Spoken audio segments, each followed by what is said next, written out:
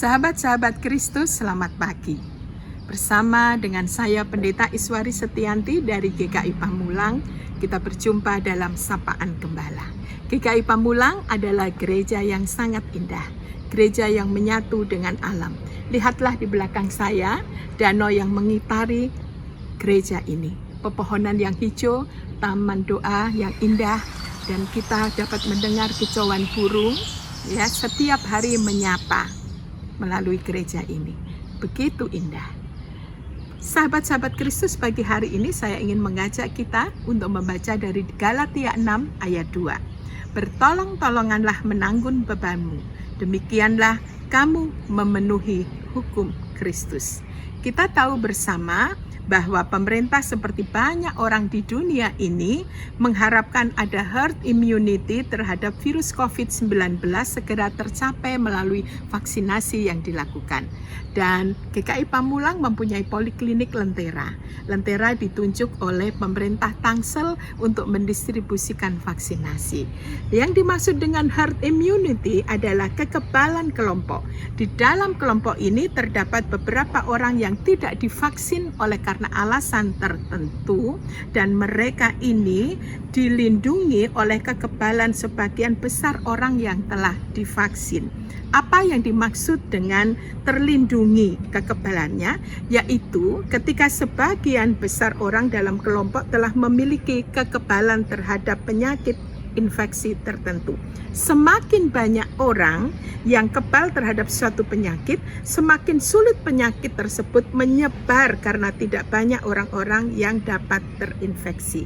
Saya menganalogikan dengan begini. Ketika saya memakai payung ini, yang saya gunakan ini, maka orang yang berada di sebelah kiri kanan saya turut terlindungi dari teriknya panas matahari dan hujan yang turun. Bayangkan saja, jika banyak orang di luar ruangan itu juga memakai payung, pasti banyak juga melindungi orang-orang lain yang berada di sekitarnya. Nah, saya ingin menggambarkan ini bahwa 70% orang penduduk di Indonesia ini yang telah divaksin akan membantu dan memberikan perlindungan kepada masyarakat lainnya.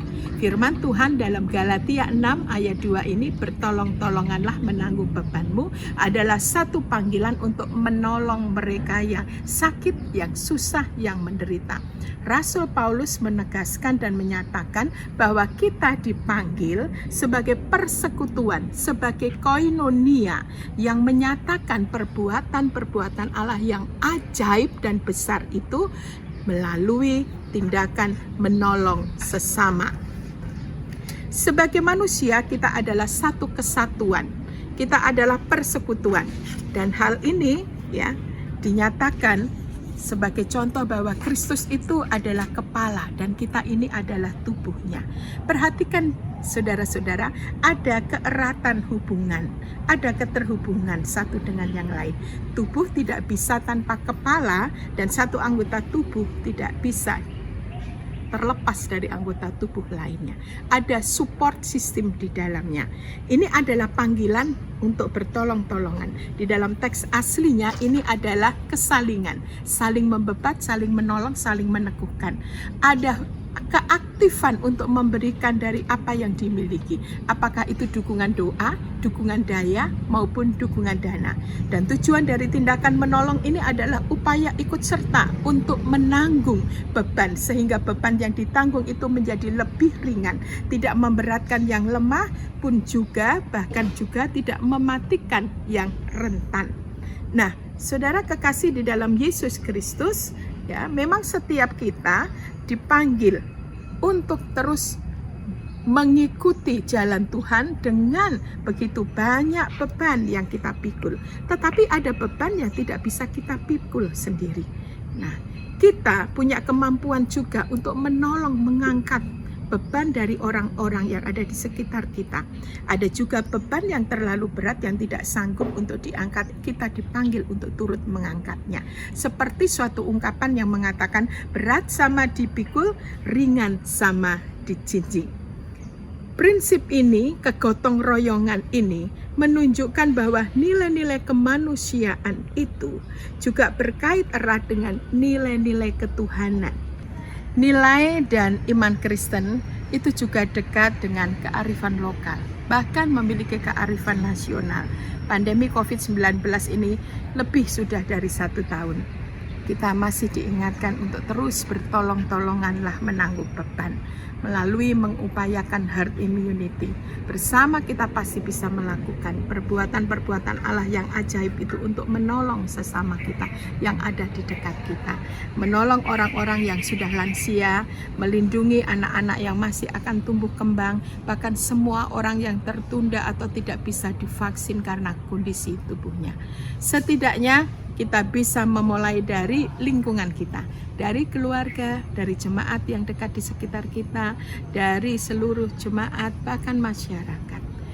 Jika mati itu adalah keuntungan, saudaraku, dan hidup itu adalah Kristus untuk memberi buah, maka saya mengajak kita semua saat ini, semua melalui cara ini kita telah menanggung beban untuk menjalankan hukum Kristus yang menyembuhkan, yang mendukung, dan yang menghidupkan asa.